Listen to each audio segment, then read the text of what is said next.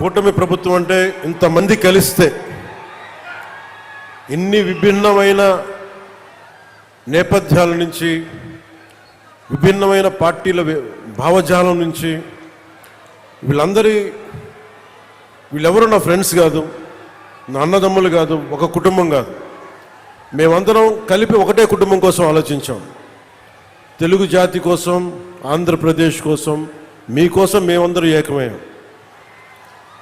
దేనికి నష్టాలైపోతుంది, విభజన జరిగింది, విభజన తర్వాత నష్టపోతూ ఉన్నాం, 10 సంవత్సరాలు నలిగిపోయాం, ఇంకోసారి నలిగిపోకూడదన్న ఉద్దేశంతో మొదటి రోజు నుంచి కూటమి ప్రభుత్వం కోసం తపన పడ్డాం. ఈ రోజున మనం